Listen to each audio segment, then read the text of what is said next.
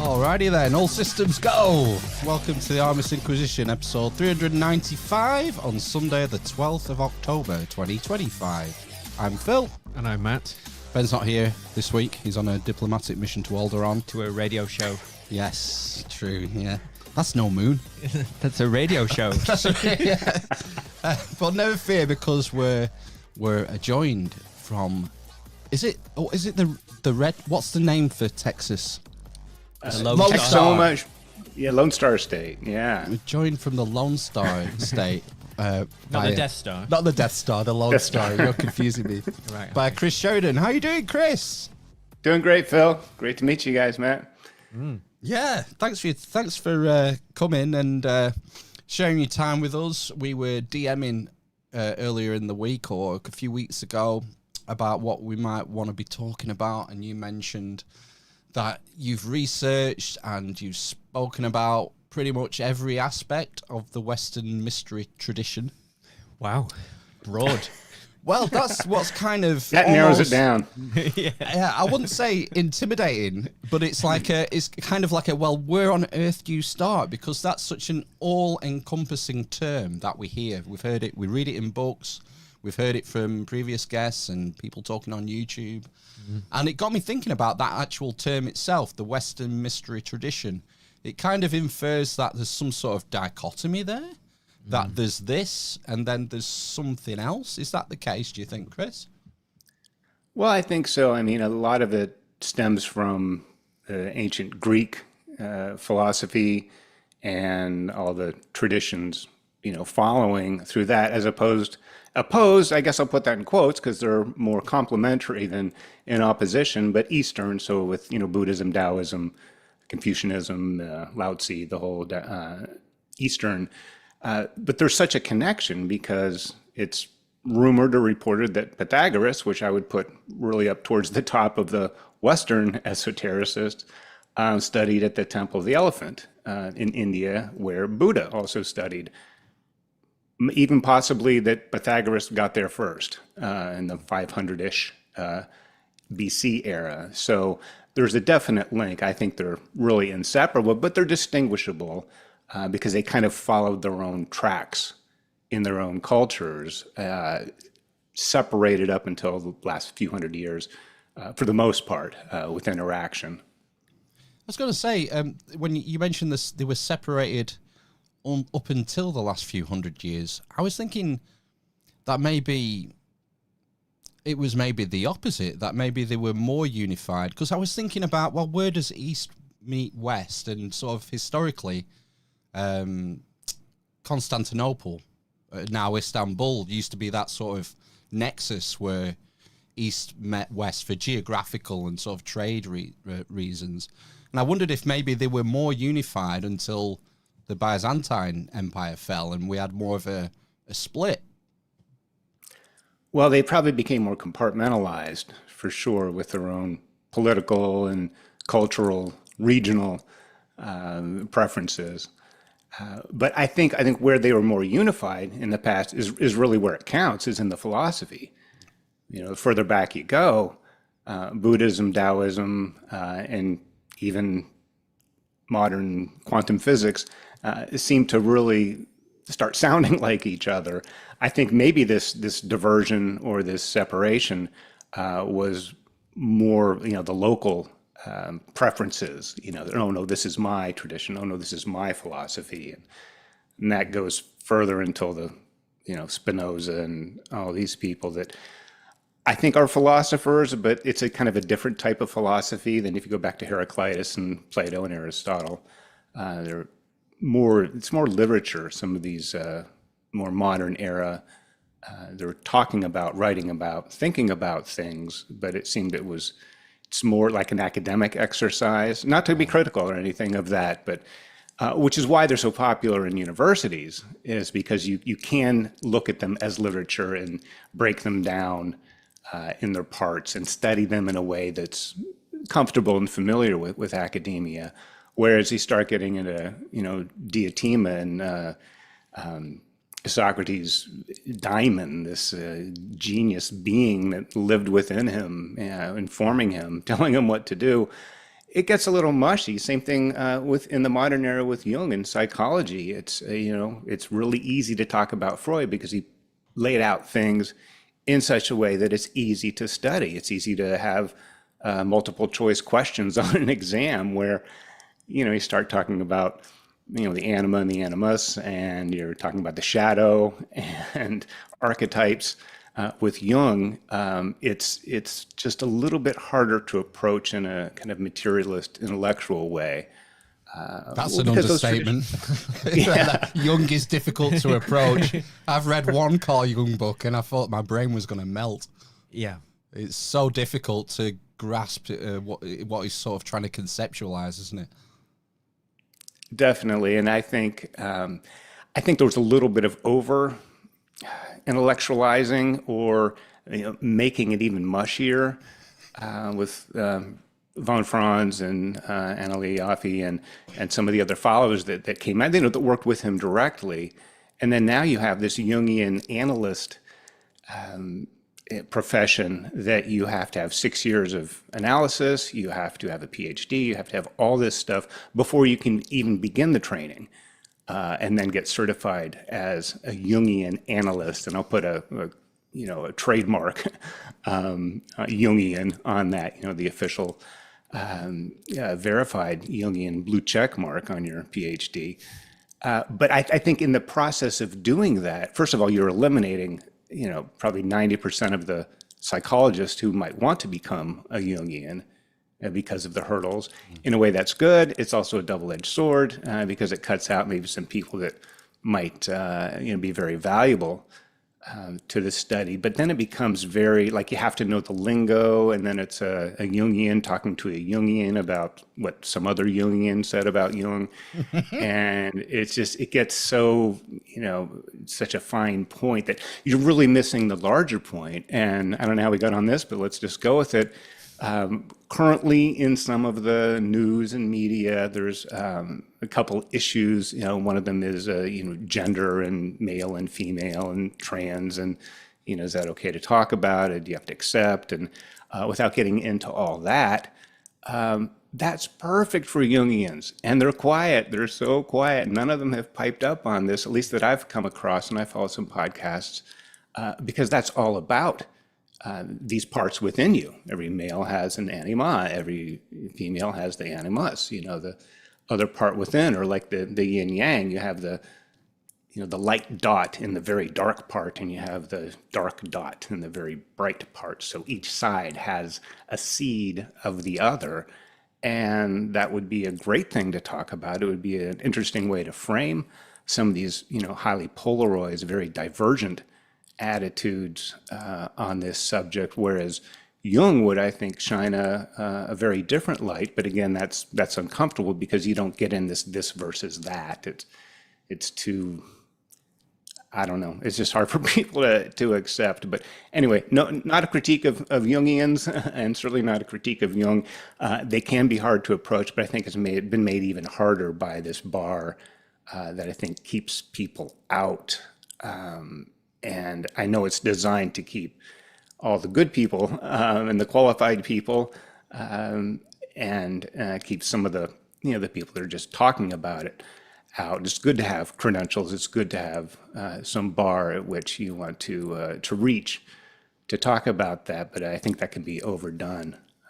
I think maybe Jung needs to be represented in such a way that's a little more friendly to this era and this language that we use, because I think there's a lot of value in there. But you can't get the value if you can't extract the gold. Then you're just left with a bunch of rocks. So. Well, in the same way you mentioned some of the early Greek philosophers, your Socrates, your Plotinus, guys like that, there is often several different translations of that work, and maybe we need someone to translate Jung for us.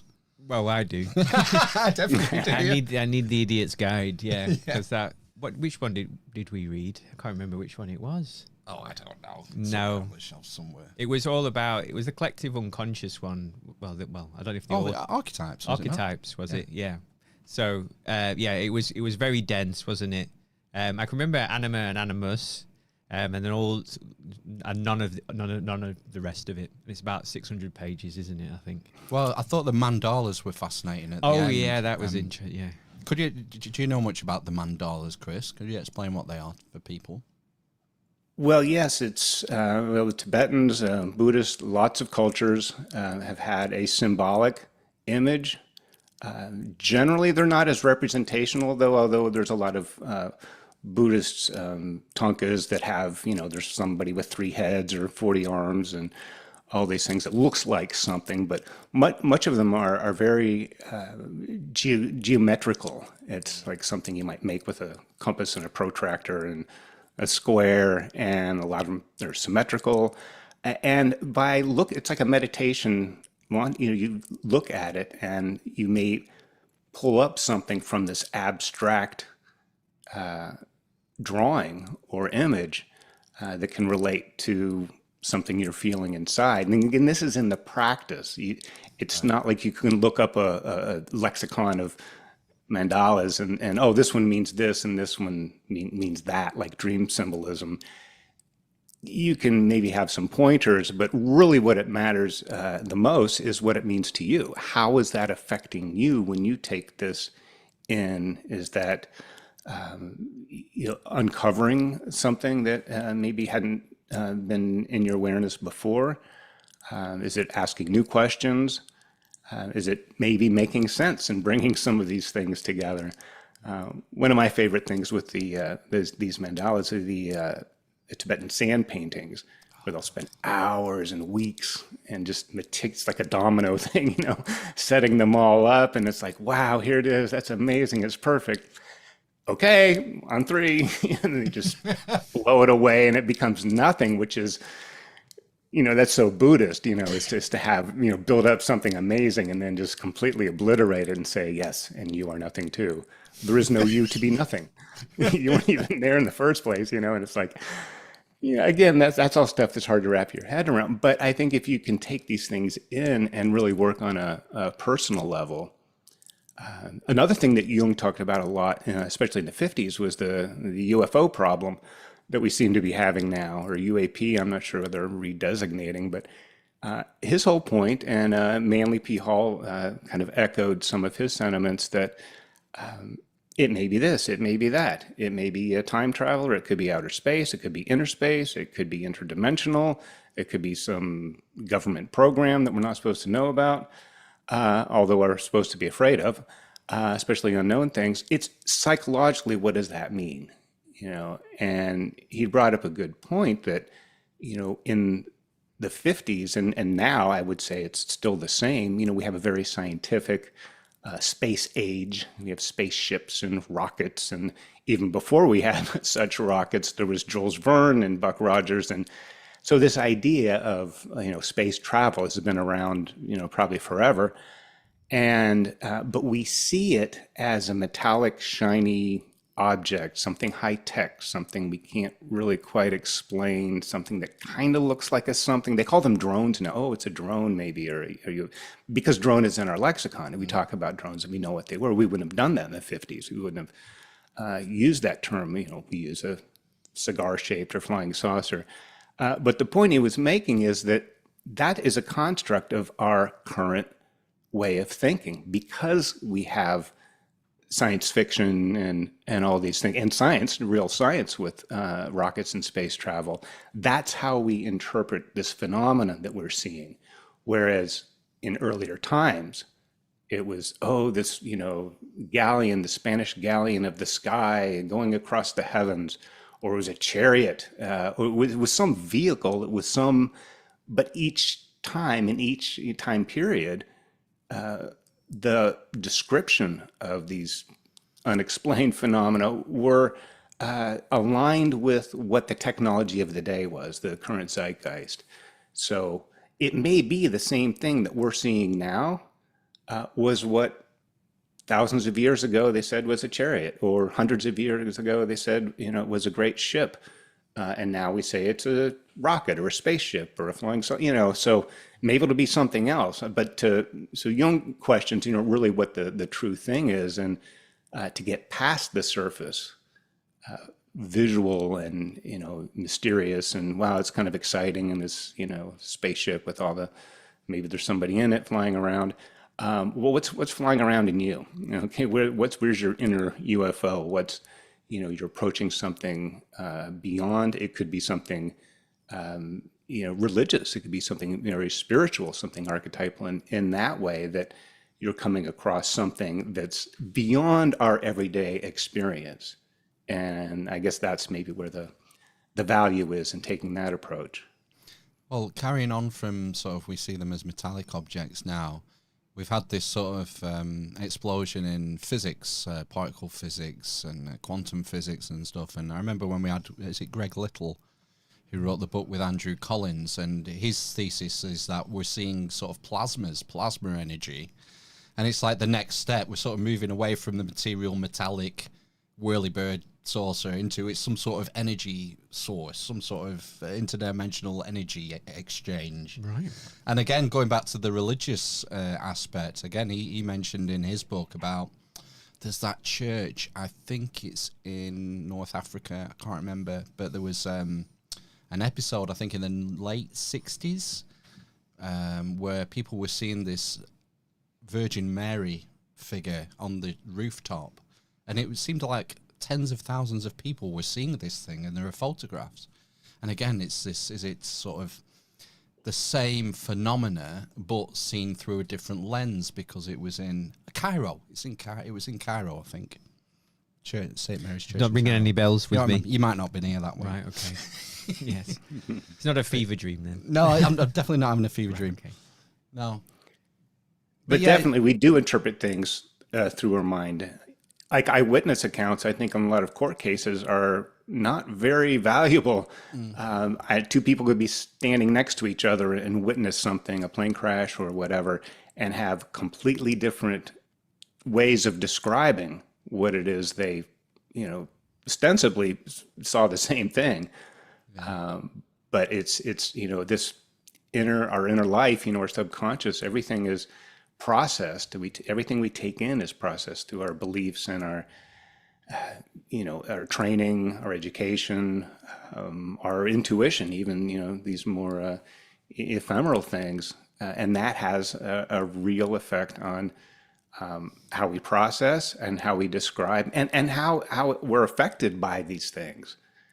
Somebody could be terrified by a UFO. Somebody else could be like, wow, and someone else could be like, beam me up. I'm out of here. Come get me.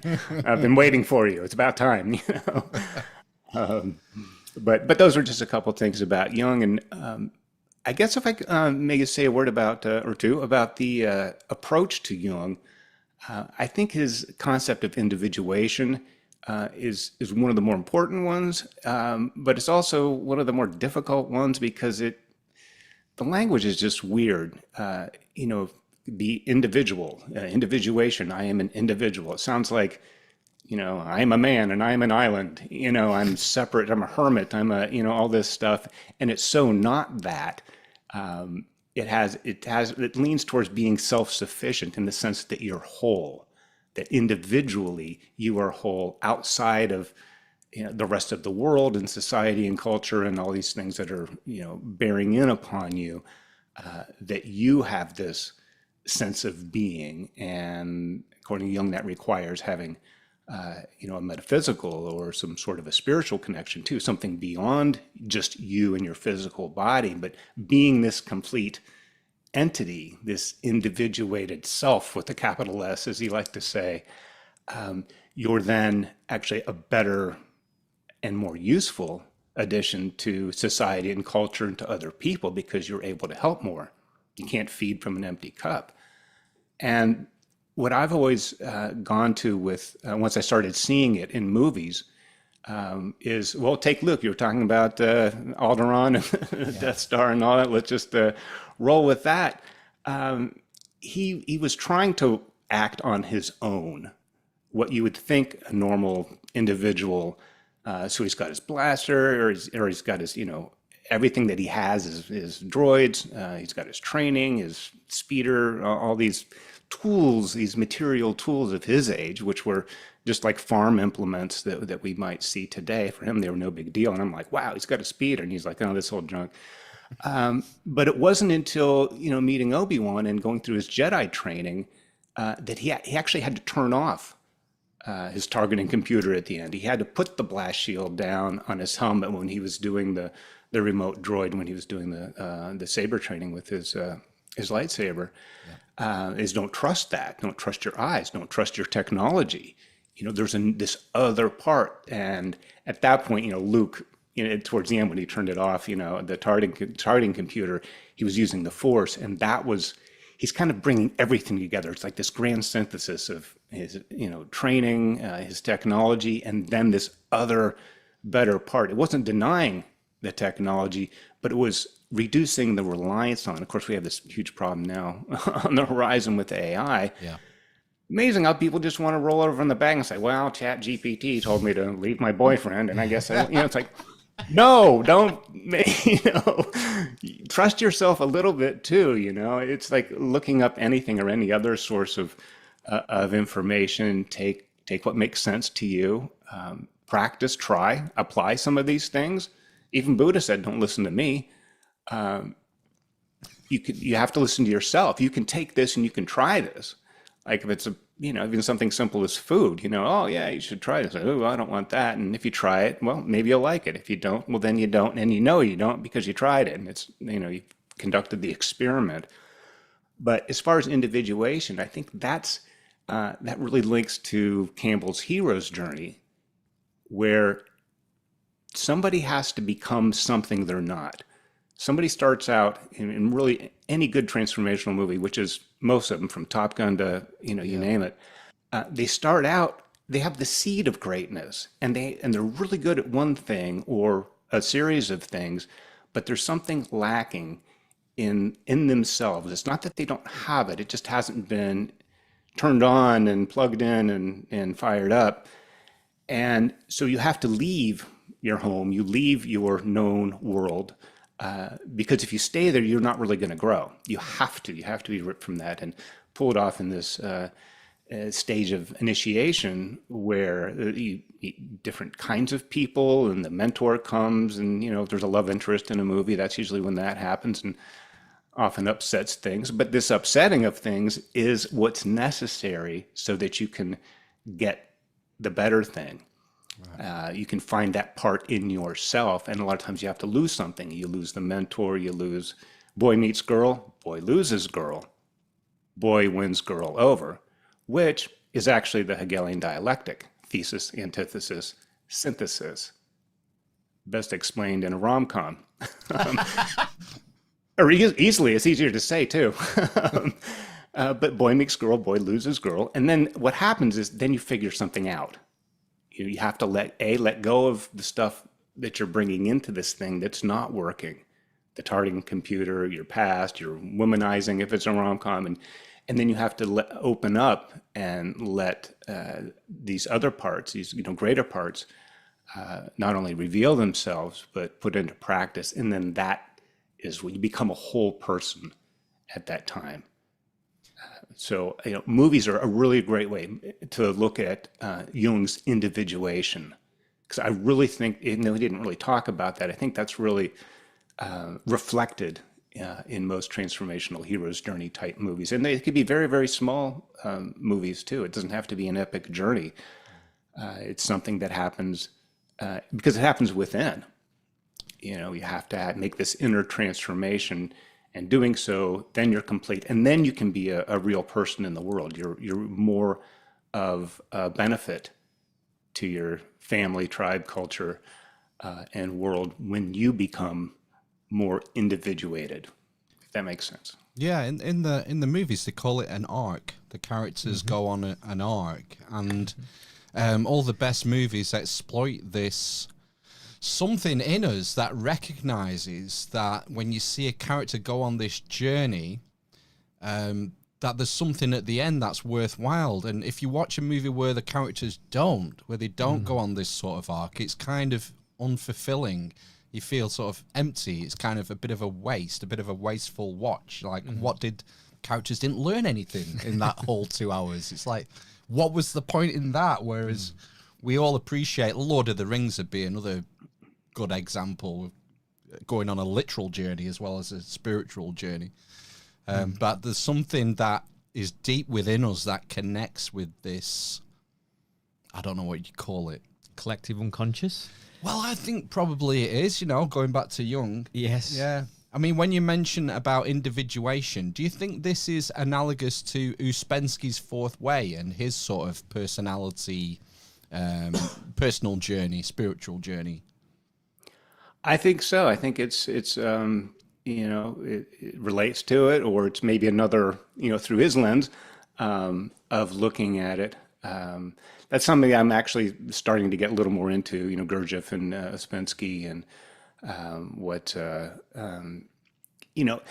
when you study different particular philosophers and great thinkers, especially ones that have original ideas, you kind of do have to learn their language, their terminology, because we can often use something like consciousness or spirit or soul 100 different ways. Or at least have maybe not conflicting meanings, but different enough that when you're getting deeper into something, so you have to know who's speaking and what they mean by that. Or like with Jung, you have to kind of know if he's talking about the small s self or the capital S individuated self. So if you're just speaking, that's why I have to say capital S self. If I were writing it, I could, use an uppercase. But I think that's part of what I found is learning was Aurobindo or anybody like that. You have to get a sense of what they mean by these maybe very common terms that have some colloquial meaning, but they may have very specific meanings to a certain thinker. And these meanings change through time as well. So you could be Absolutely. reading Jung in the 50s, Ouspensky in the 1920s, further back, words, meanings change. So, yeah, it's reading the author as well as the book, isn't it? Yeah, and the time in which we live. Yeah. Absolutely. And that's, I think, Matt's right. Maybe we really need to reintroduce Jung and his stuff. I mean, it's hard to even say, Jung. Okay, and it's like, funny story. I'm not related to Carl Jung as far as I know, but my great grandparents' last name was Young with a Y, Y-O-U-N-G. But when they came to Ellis Island years ago, it actually was spelled their German. It was Jung with a J. And people kept saying Jung, Jung, Jung, and they didn't answer. And so finally, they spelled it phonetically, even though that wasn't their actual name. They just did it so they could hear their name being called, and it was easier to pronounce, and there wasn't all this confusion. So, name change just for a different culture to be able to pronounce it correctly. I think another important aspect maybe to touch on is, as well as just sort of reading and researching, again, Ouspensky, this is the fourth way, is that it's a practice, and that it's something that is an active process, a constant process, if you like. And you hear people talk about the shadow and dealing with the shadow. Have you come across that term before? Oh, definitely. I mean, that's a very big thing for Jung. Also in shamanic practices, Dr. Alberto Villoldo was one of my teachers in college and in grad school. And he wrote Shaman, Healer, Sage. He's got the Four Winds Society, I think. They train people. They go to the Andes and meditate and probably take ayahuasca or something. No, but he's a great scholar, but talking about that, and that, the shadows is this place where we hide things, and it's not just bad things. It's not just the dark. You think shadow, well, it's dark, and it's not necessarily negative. It's a shadow, and it's dark because there's no light. You can't see it, can't hear it. It's sequestered away from your everyday consciousness. So traumas, that makes logical sense. You have a traumatic childhood or an event, and that can get stuffed down in the shadow. But we can also put good things. It's whatever's unacceptable to our version of how we see ourselves, our self-image. Wow. If you think, well, I'm just the average, ordinary guy, I'm no hero. What am I to do something? And then somebody heaps praise on you. Try doing that with a lady, saying, "Oh wow, nice looking dress." And he goes, "Oh, this thing, it was on sale, and I didn't want it." They make up all these excuses for it, and it's like, no, just say thank you for the compliment. But for some reason, it's hard sometimes for people to take a compliment because it goes against some maybe lower or negative self-image that no matter how many people tell you this, if your self-image or your version of yourself doesn't allow for that, if it's not big enough for that, then what you do is you shove this stuff in the shadow, and it doesn't go away. Think of it as like fragments of a mosaic or pieces in a puzzle. Your picture's still not going to be complete without them. But they were toxic, they were radioactive, they were very difficult to deal with, which is why you shoved them down there. Well, then there's also this notion of the Pluto crisis, Pluto rising, from the underworld, that if you keep this stuff in your shadow for too long and you don't bring it up and deal with it, that Pluto, the god of the underworld, will rise up and present you with some major crisis, divorce, a tragedy, a health thing, midlife, whatever comes at you, to where it forces you to deal with these things. I guess going back to the rom-com, in a love story, this, boy loses girl part in the middle. What he has to do is usually deal with some level of shadow work. And I swear, even, you think they're just fluffy Hollywood movies, but the people writing them, either they know this stuff or it's an innate thing, like you're saying, recognizing somebody's transformation or somebody's surrender so that they can become greater than their former self. We recognize these things, maybe not intellectually. I think we do it in the body. They say myths are stored in the body. And so we already have this pattern. We already have this receptor. And it's dormant, I guess, until then you see this movie and it reminds you, and then you connect with that because that's something that's already there. It's a priori. It's existing beforehand. So then when this comes across or you get exposed to it, then you recognize it, which is why, like you're saying, when a story isn't complete or somebody doesn't make a transformation, you leave the theater going, and maybe you don't even know why, but there was something unsatisfying because it didn't complete this picture. It didn't finish the story that is really the story of our lives. Yeah. How important is introspection to this process of working on your shadow? Well, you can't really do it without an amount of introspection. Although shadow work can be difficult, it can be because you bring up things. You can also overthink things. Problem with overthinkers and introspection, and we have a lot of overthinkers, and I'm guilty myself, is you can get wrapped up in this loop, and you can get kind of zoned in a negative way to where you're not seeing the bigger picture, and then you can just pick apart yourself and look at every flaw, and then you're damning yourself and berating yourself, even just unconsciously.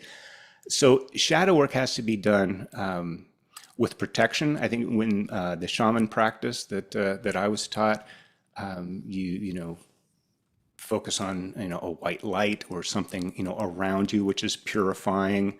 that you call up the four directions so you're centered not only in your being but in the universe. You ask for permission to enter. They call it the four chambers.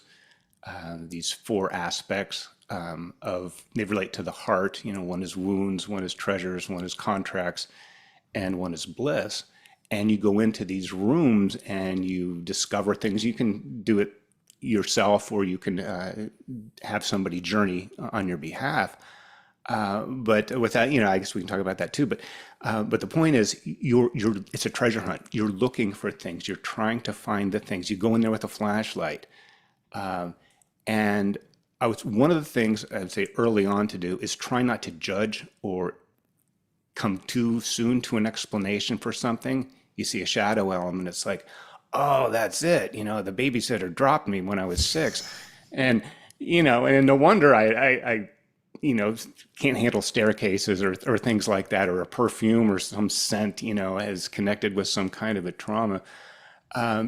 You really have to find the gift in it. It's not enough to just say, and I've known people in kind of traditional talk therapy who, oh, and that was it. I found out why, and this is why I'm like this, because of this thing that happened. And that's a very cause and effect, a very scientific kind of, objective way of looking at it, and a material way of looking at it. Jung and others would say, well, go deeper. What's the meaning?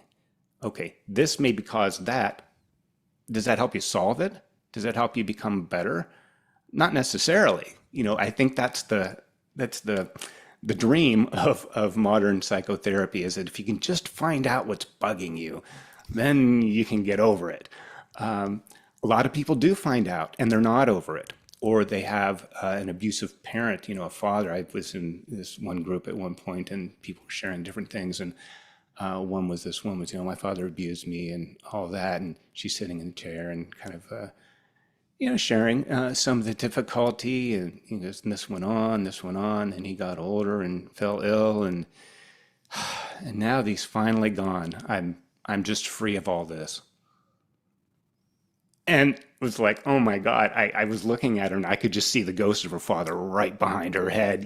She wasn't free of it. The person can die, can move on, the enemy can be obliterated, but psychologically you can still be connected with these wounds, and which is why some people re-experience them all the time. They may talk about their troubles and their pains and their regrets and betrayals and all these things. That helps you stay stuck. And that's what can happen when you get into the shadow and do shadow work. You find these things, but you can get stuck there. The point is to bring them out of the shadow. You shine the light. When they're also safe in the shadow. You're safe when they're in the shadow, but those things are safe in the shadow. And yes, it's dangerous, in quotes, to bring them up, but it's vital because these are parts of you. The shamans call it soul retrieval, that at any point along your life, you have experience of trauma. Part of your soul gets kind of broken off. Just the piece is there, but it's just disconnected. It's unplugged from your system because it has to be. It's too much to deal with. But as a grown-up or later on, in maturity, you can go back and you have to bring these things back. You have to invite them back in. And the best way to do that is to, first of all, realize that this is not me then. I am me now. And this scary monster, this ghost that's in the shadow, maybe it's not that scary. Maybe, yes, it was scary then. And the way I could deal with it as a child was to just put it away. Say like speaking up. I did a shaman workshop with this. We kind of paired off with people, and I did a journey in her presence, but it was on behalf of this woman, and was digging around in there. And I'm not saying I'm clairvoyant or I have psychic abilities or things like that, beyond which I think we all do. It's just for whatever reason, I was open to the process, and we went into the Chamber of Treasures, and I saw a dusty old shelf, and there was this little yellow box, And I looked at it and it's like, gosh, this thing looks like a jack in the box, when you wind it up and the thing pops up. And her jaw dropped and she went, oh my God, that's it. That's so it. My whole life, I've shoved myself down. I've, was told not to speak up, and that has hurt me my whole life. And she was just like, I'm like, okay, I don't know what I did, but maybe she helped uncover that. I don't know, but she recognized something in that she saw herself in that jack in the box, that the head was smushed down and was not allowed to speak up. Because when you're a child, if you speak up, you challenge your parents or teachers or things like that, you're going to be told to, or even an older sibling, you probably get beat up. And then you think, well, that's one way I can deal with is just clam up. Don't speak up. Don't defend yourself. That's actually dangerous to do that. But through adulthood, well, then you're working at a firm and in the boardroom, and you have a great idea, and you're like, oh, don't speak up, don't speak up. Or with your children, oh gosh, don't speak up. I don't want my children not to like me. You're actually really harming yourself, and you're stunting the development of your kids, and not contributing at work because you've overly emphasized this clam up, don't speak up for yourself, don't stand up. May have initially been a great thing that solved a problem with the tools you had at the time, but if that's habituated, or what you would say, you're possessed by the archetype, where you become that. Oh, that's the story of my life. Well, it is if you keep telling yourself that, and maybe it has up until this point, but there's always an opportunity to change it. So you have to get in the shadow, and you have to bring these things out and shine the light on them, but it's a different light. Like Heraclitus says, you can't step into the same river twice. The river's changed, you've changed, even if it's 10 seconds later. It's not the same river.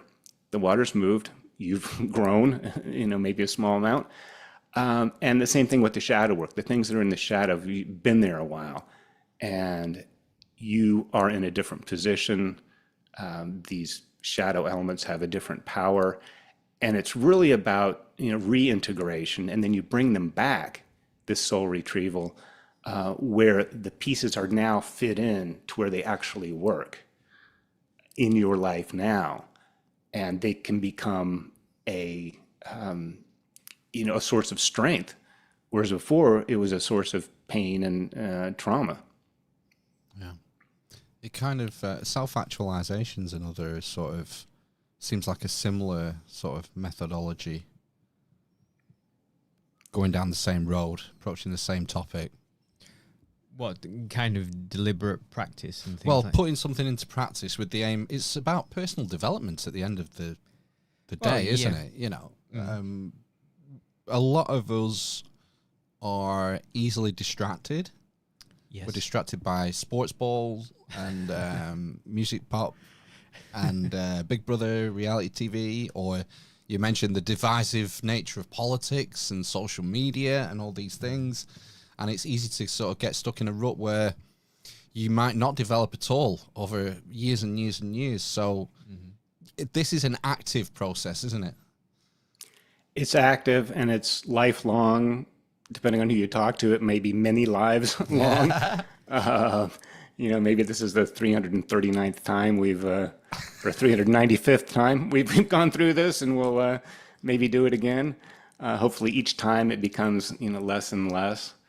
And that's, you bring up practice, and you're talking about Ospinski, and I think that is probably where I find the biggest roadblock or stumbling block towards the ancient wisdom, whether it's East or West. It's, humankind has been looking at the problem of humankind and who we are and what we are, why we're here, all this stuff since the beginning of time, probably even before, who knows.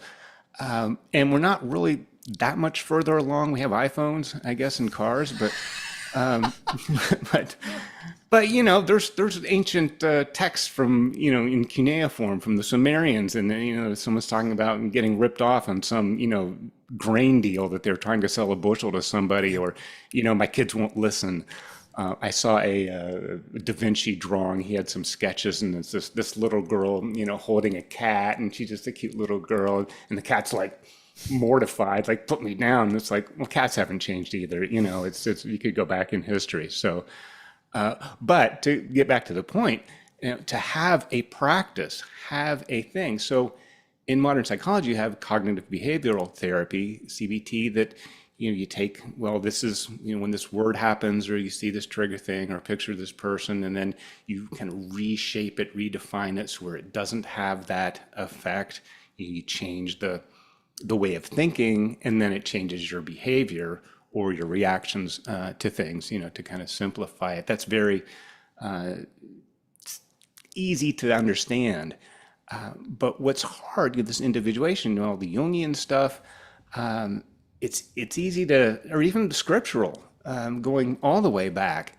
Love one another, love your enemy. If you want to go to the New Testament, that's probably one of the hardest passages of the whole entire Bible, at least in the second act.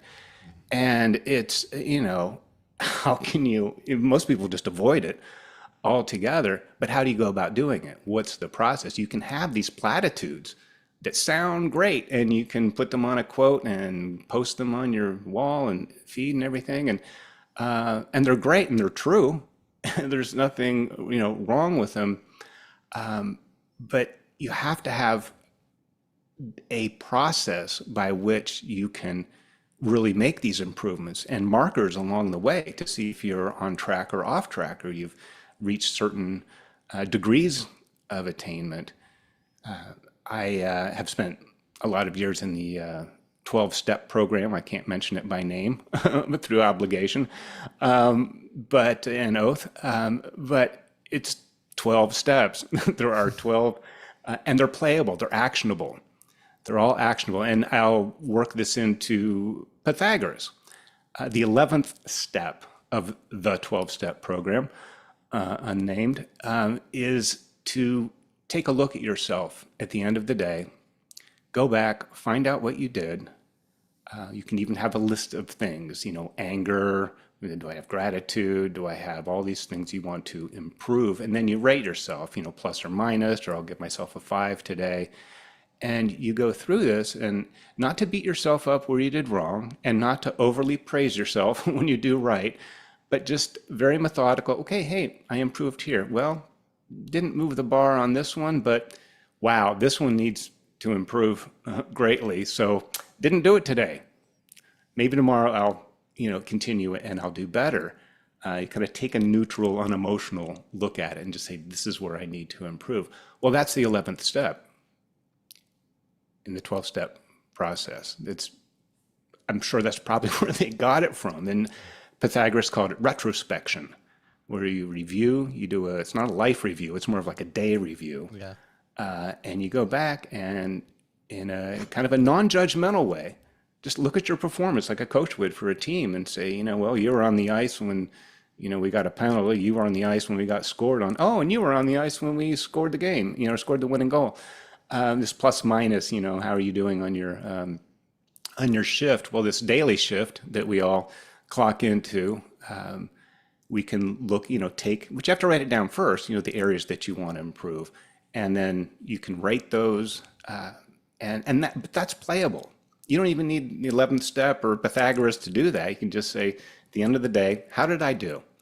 Well, I did good here, did okay there, not so good there. And then that's a goal, and then that's actionable. And then maybe tomorrow you did better, or maybe next week you did better in that area. So I think what metaphysics, the ancient wisdom, all this stuff, the whole consciousness movement really is lacking, I think, a very methodical, at least to the degree that you can have a step-by-step process. All this work is done on your own. But there isn't that, because what happens is you buy a book and it's got a great title, 7 Easy Steps to Spiritual Success, and all this alliteration. They sell you on the idea that it's easy. Yep. it's easy to put into words, and it's easy to sell a book with those words, and they make sense. But you're almost leaving somebody ill-prepared if you say, well, dig down in your shadow and just, get all that scary stuff and bring it out in the open and, it'll be fine again. That can be very traumatic for people. It can be, I guess at the worst, but it also can be frustrating. And then you feel like, well, what am I doing wrong? I followed the 7 steps of success and I'm not successful. Either you question the book or you question what you did. These things aren't easy. I don't think they're supposed to be easy, especially if it's something you've been dealing with, a long time. I don't know what to call them, a character flaw, but just an area in which you want to improve. Say if it's anger or something, maybe you grew up in an angry household or it was a past life and that's just how you were brought up and that's how you respond to things. But if you want to make the real effort to change that, you have to be willing to do the hard work and roll up your sleeves. But when somebody says, oh, just let go, let God, let your anger go, just open the window and there it goes. Like, it doesn't really, it'd be nice if it did it that way.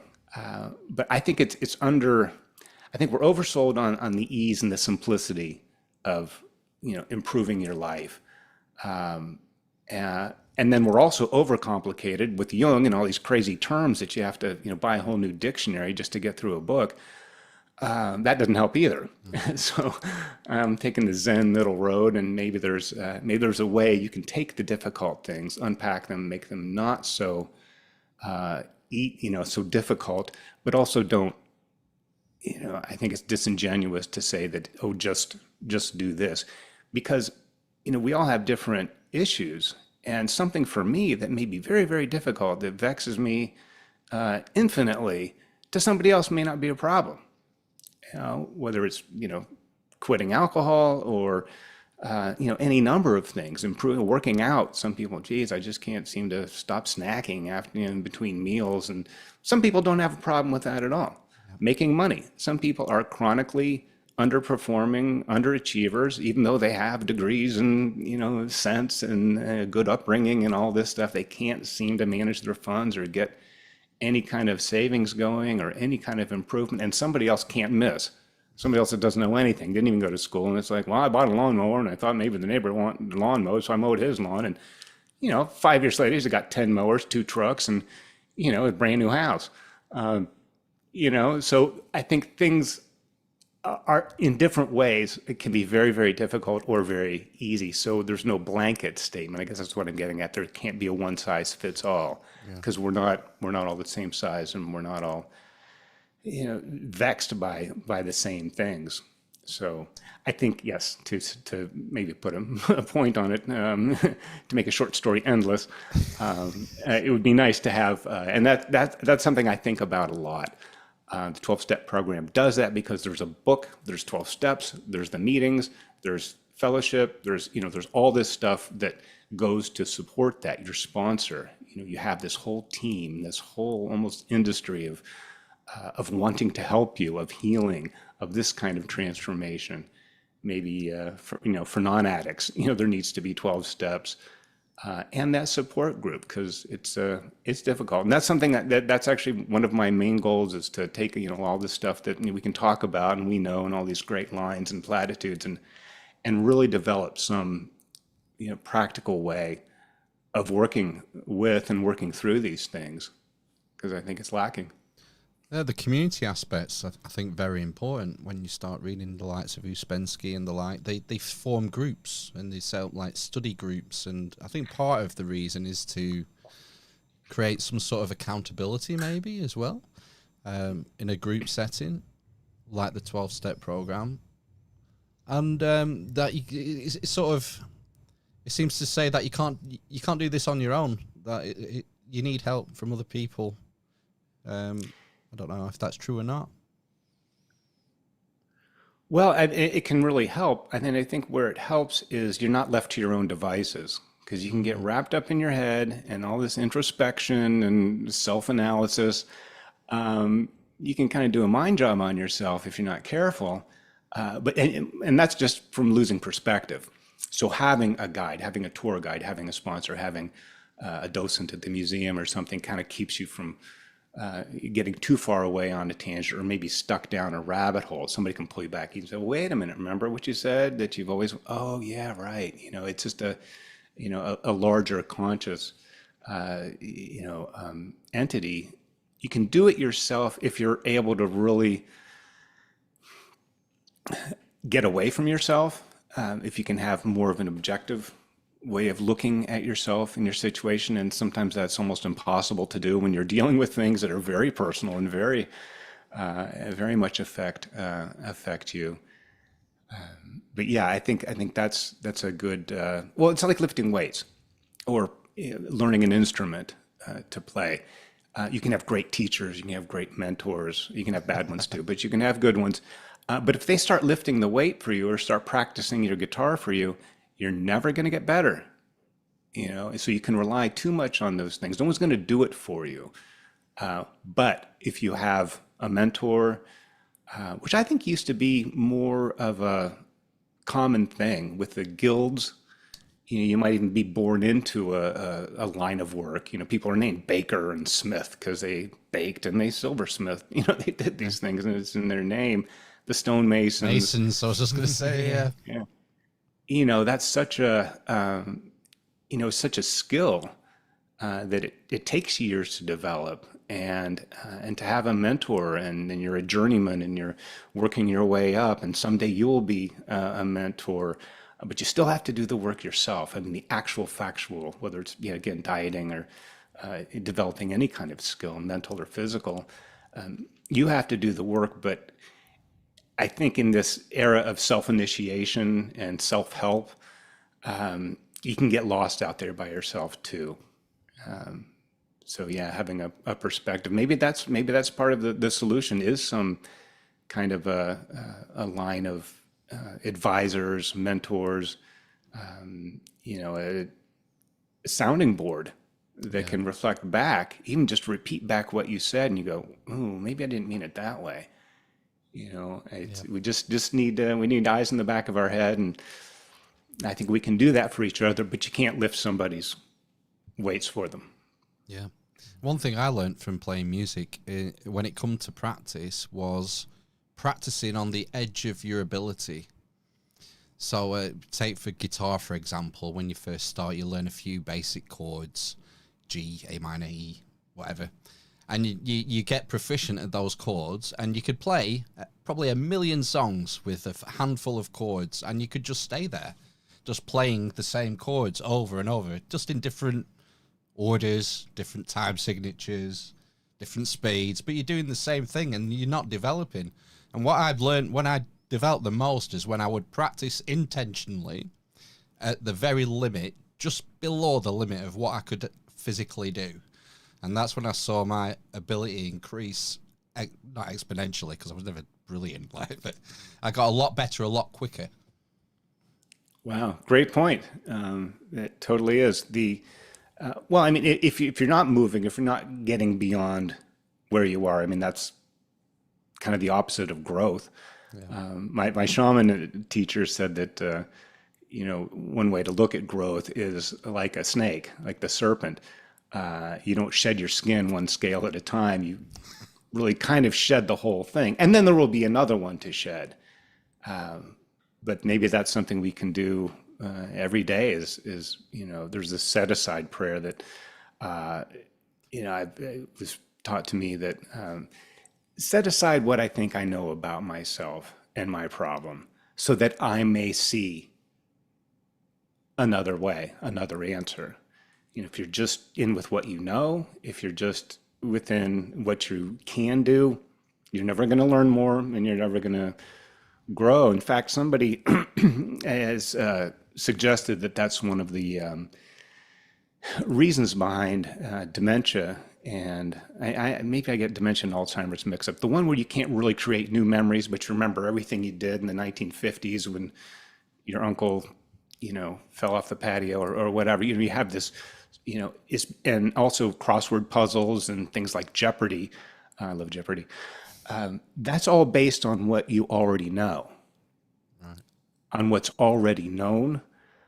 they're not new ideas. It's all about storing and recalling, these things. And with, elder people, and I have a lot of experience in recent years with, parents getting older and things, is that the ones that seem to do better are the ones that are interested in sports or entertainment, things like that. And like, oh, who's going to win this game? Oh, they got a new quarterback. How are they going to do this fall? That's new. Maybe you're still talking about football or baseball or whatever, but there's new names, there's new combinations, there's new scenarios that, I wonder, what if they play there? What if it's a home game and nobody shows up? Or I don't know what, I'm just making up things, but that's a lot different than, who starred in A Star Is Born in the black and white version? Was you're trying to recall something that's already there. Yeah. It's neural pathways and neuroplasticity really requires to get beyond that, or just to make sure that there's a balance anyway, that there's new things to see. If you can go on a walk and when the flowers are blooming, things like that. I think that helps keep you young and alive and keeps your mind from. But this closing in, it can really have a detrimental. Not only you're not going to grow, but it may actually be harmful to you to just be stuck in what you know. And the worst part of that is when you're stuck in the past with something that happened then, something that happened that somebody else did to you way back then. They call it nursing a grudge, and resentment. Resentment is a resentiment. You're feeling over and over and over this thing. So that becomes strong. That becomes solidified, concretized, and then it's a bigger problem, and that's more of your life. And then you're devoting less time to new and exploring and things like that. So, yeah, good point. You have to stretch and get beyond yourself. Going to the dementia and exercising your brain, it reminds me, we talked about that very briefly a few weeks ago, that Stephen Bartlett Diary of a CEO episode where he had two psychologists warning about the dangers of AI leading to Alzheimer's and dementia. Being over-reliant on AI, it just sort of completely sinks in with what you were saying. But go on. No, I was just going to say, no, I think that's completely, this is not I am not a doctor, and this is not a health podcast, but I think that's completely true. Matt is a CBT practitioner, though. Yeah, I am a CBT practitioner, but I'm not a doctor yet. Not yet. But no, I think that, and I've got some. I think in my own personal life, I've seen that kind of contracting of a life, and then a reduction in cognitive ability, basically, or some kind of correlation between that, where sort of the life has come in and shrunk down, and the routine has got smaller and smaller, and there isn't the same level of new interaction and things like that, and the cognitive side is kind of diminished as well, essentially. Is it chicken and the egg, which comes first? I don't know. Well, from looking on the outside, it seemed that the life got smaller, and then the mind thing followed, essentially, which was interesting. It was interesting to hear that, and it makes total sense, that if you, I suppose the term that was coming to my mind, that I've also heard is called deliberate practice, where you deliberately, obviously, take time to seek out new things or practice something that you're not quite good at, like what you were saying about practicing things on the edge of your ability. I think that's really important, in order to guard against that kind of atrophy, essentially, which I think could happen to anybody, potentially. Yeah, agreed. Yeah. And that's a great term for it too, atrophy. I think that really, through lack of use, use it or lose it. I know I broke my back 30 some years ago, so I've been paralysis and paraplegic and all of that. So I know a little bit about atrophy, physically, with the muscles, but that's kind of due to the spinal injury. But yes, to have even just a way of thinking, and these are all like your beliefs. If you're not exploring, so you're deep into a religion, a very particular one, and everyone else is a heathen and an infidel, and you're this holy saved ones or the chosen, whatever. That's fine if you believe that, but if you don't look at other traditions, out of fear of maybe, oh gosh, then that'll harm mine or my worldview, maybe it'll strengthen it. Maybe the devout Christian can study some Buddhism and go, you know what, this isn't really my thing, and I don't really believe this, but boy, he sure cared about people. He reminds me of the Virgin Mary, or whatever. I mean, you can make these parallels, but even taking a different route home on the car, you go.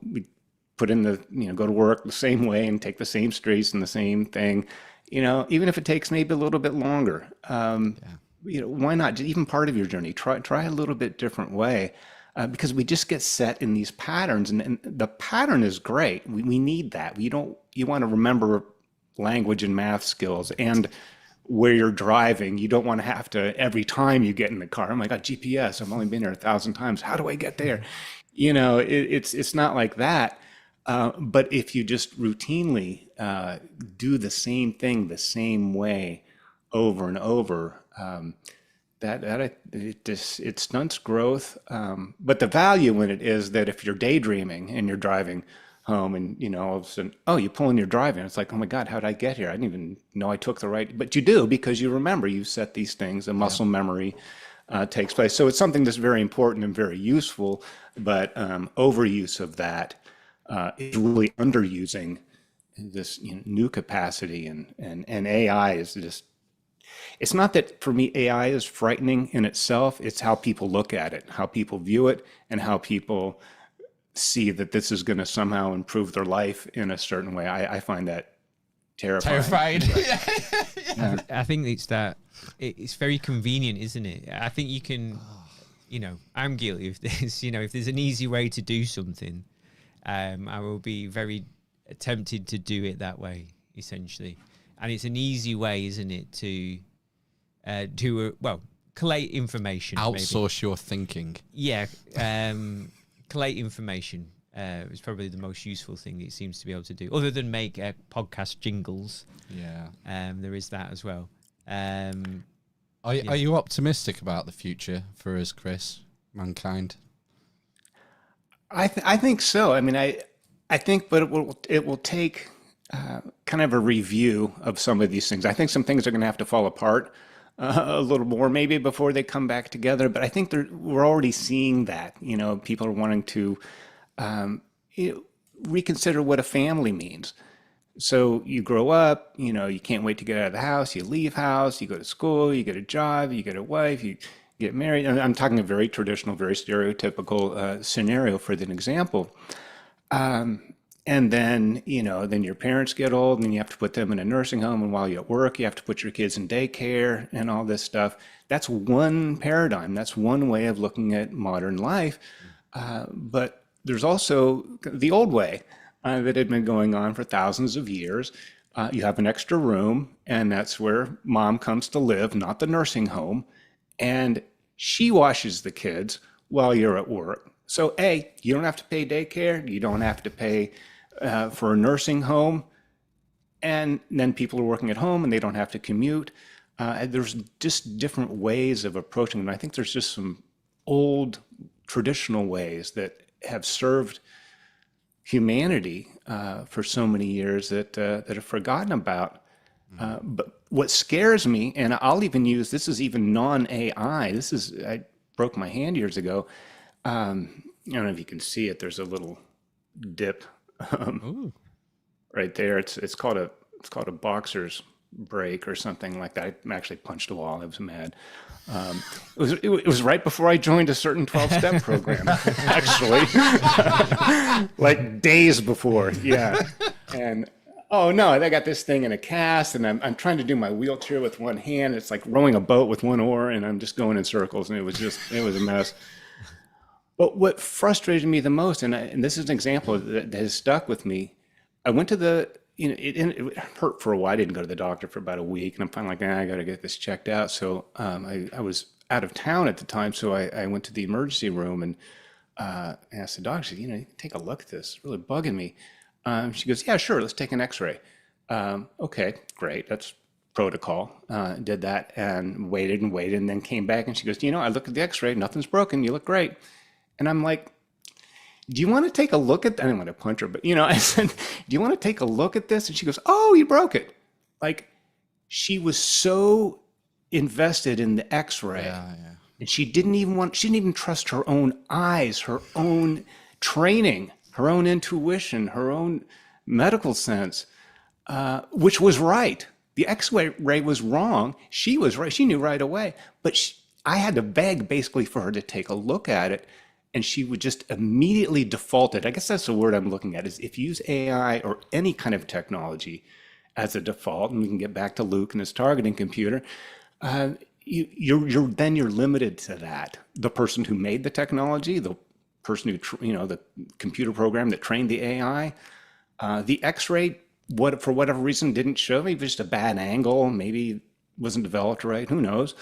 You can use these things. They're great tools. They're amazing tools, and I'm very hopeful about AI. I think they can, hopefully, if it's used right. But that's what we said about nuclear power. It'll have great benefit. But the thing is just turning it over and saying it's an excuse. Really, it's an excuse for not being accountable and trusting yourself. Is that, well, AI told me to do that, so it wasn't me. It's like, well, you kind of gave in. Yeah. So I am optimistic, though. I was thinking then about is it Michael Crawford, the philosopher? Yeah, about Michael B. Crawford. Yeah, about the like what you just said there, essentially giving over responsibility to somebody else, and what happened, a few years ago, and it's very tempting to do that. Some people struggle to make decisions. Yeah.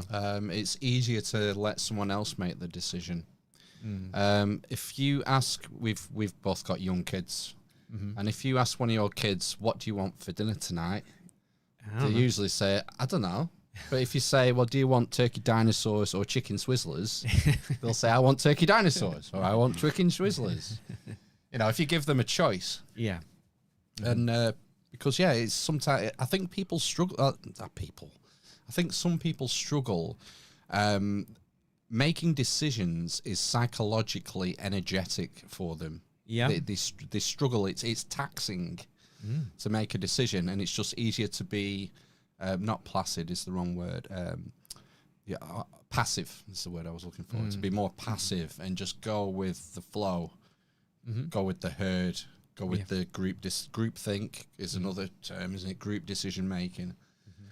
Because it takes psychological energy to come to your own decisions based on your own thinking, your own ideas, and even something as simple as deciding what you want to eat for your next meal can be outsourced. Yeah. So I'm not as optimistic as you, Chris. Oh. For the future of humanity, but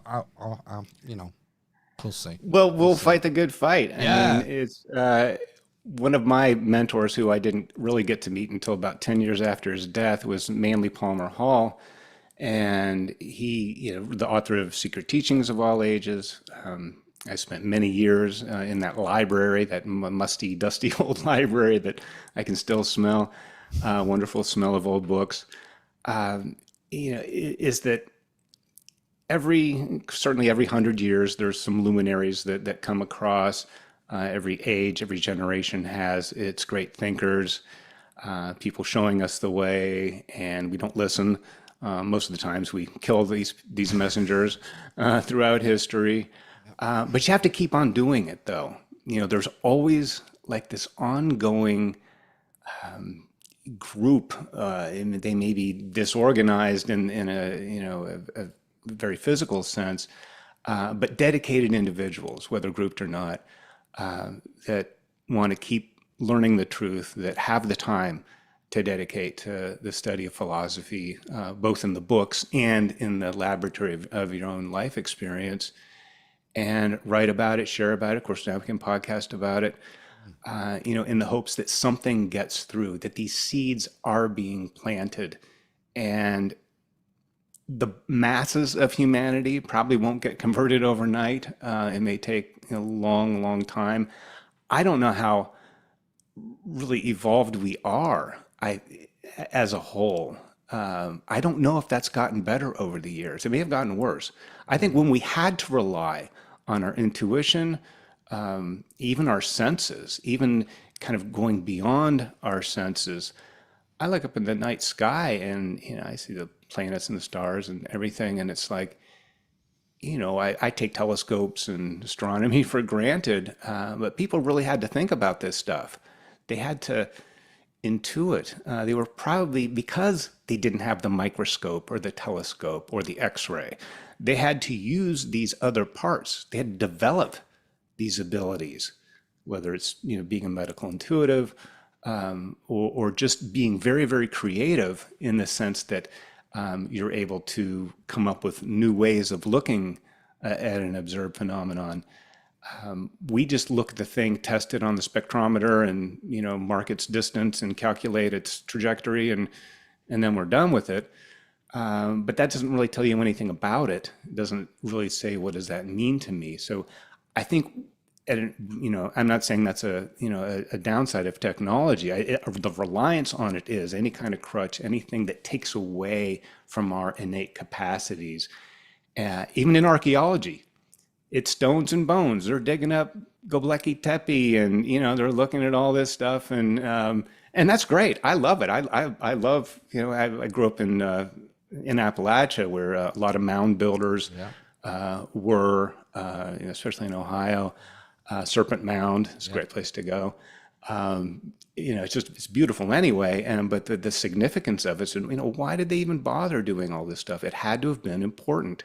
It had to have been something that had real meaning in their lives, not just some edifice to I don't know what. But when we needed to, because we didn't have the technology, I think we were healthier too. Maybe we couldn't take the tube or the cab or something. Maybe we had to walk a little more, maybe just, and we can't go backwards. I'm not at all suggesting, we return to the, off the grid, and because not everybody can live on a farm. There's just not enough land, and it's not practical. And plus, we've kind of already gone past that. Although for some people, I think that's a good thing. Just in general, but I do see senses of that. But back to archaeology, you dig things up and you can say, well, who did this? How did they do this? When was this done? But if you use a more esoteric anthropology, you're looking into the imagery of the art on the clay pot. You're looking at, why did they do these things? What meaning did this have? You're looking at the myths, the scriptural stories. Maybe they're not just fantastical tales. Maybe there's something of real meaning. There had to have been, because these stories perpetuated. They were handed down, and maybe that's this hero's journey again and again, because it tells us something about ourselves. It's not just telling you something about the story or help to understand a movie. It's innate. It's something that we go through the hero's journey our entire life. Like the riddle of the Sphinx in the Oedipus tale. What walks on 4 legs in the morning and 2 in the afternoon and 3 in the evening. That's your life. That's the whole lifespan of a human being in one riddle in one day. But there's so much packed into that's not just mythology. That's just not some tale told a long time ago by someone you'll never meet. No, you meet that person every day, and that's you. And it's just as relevant now as it was then. We also have a very literal way of looking at things now that I don't think our ancestors had. I think they had a more symbolic, they could see beyond meaning. Because even our symbolism, like I was talking about an interpretation of dream imagery, it's not one-to-one. It's not this means that. That's a sign. A sign is like a stop sign. If it's red and it's got 8 sides and it says STOP or HALT or, something, it's kind of what, it doesn't really mean anything else. But a symbol, an octagon, could mean a lot of different things. People, that's a like the Tai Chi, the mandala in the Taoist sense, the 8 trigrams of the I Ching are on each of the sides of this, and people put it up over their doorway, for good luck. You see a lot of windows that are 8-sided. Well, what's 8-sided? Or what has 8 legs? A spider. Something to look after. Stop. Danger. Halt. If it has 6, it's an insect. Squish it or move on. But, a spider, it's got 8. So we're even trained, in our DNA and our consciousness, our older, collective consciousness, to recognize these things. So you could take a symbol, and it might mean 100 different things to 100 different cultures. Each one very, very meaningful, very, very loaded with this meaning and symbolism, but it's not one-to-one. So I think by taking things so literally and just actual factual, we're not taking in and we're not exploring, the rich meaning behind things. And I think that's going to make the difference between humanity surviving or not, is finding that meaning, finding that pathway to recognize and appreciate that meaning and benefit from looking at things in that way, instead of just, this means that and that means this, and then you're done with it. Man's search for meaning. Exactly. Yeah. Right. Well, I think that's a great place to end, Chris. It's been fascinating. Yeah. Okay. Really good. And, I hope we can do it again for down the line. Yeah, definitely. I'd like to know how you went on your journey and on the treasure hunt. Oh, that's like my normal, the first question I want to know is how people get into Esoteric. Well, no, I mean, we just blew through it. As a shaman and with that person and stuff, that would there's be so interesting. so much more to talk about. We didn't even really talk about the wisdom library, Well, other than the smell. It was a very broad topic, wasn't it? With lots of things that we could talk about. Where can people find you, Chris? Well, I am living the inner life on X and YouTube. I haven't really done a podcast in a while. I mean, I'm glad I've been doing this one. This is awesome. But I haven't done one of my own in a while, but I'm getting back into that. Cool. And as far as any of the Manly Hall stuff, if you want to know who somebody I really admire quite a bit is Manly P. Hall, and the YouTube channel is Manly Hall Society. But the Living the Inner Life stuff is probably the best way to get a hold of me. Fantastic. Well, the links will be in the show notes, and a link to your memoir as well. Oh. Spirit in the Sky. Oh, thanks. Right, I'll put a link down there for that. If you want to learn more about Chris's personal life. Yeah. Beyond what we've talked tonight. Well, this has been brilliant. Thanks again, Chris. Really appreciate your time. And we're going to sign off for part 1. Yes. Have a quick break. And me and Matt will be back in 10 minutes or so and do some news. So thanks again, Chris. It's been great. I'll drop you a message tomorrow with all the links and things.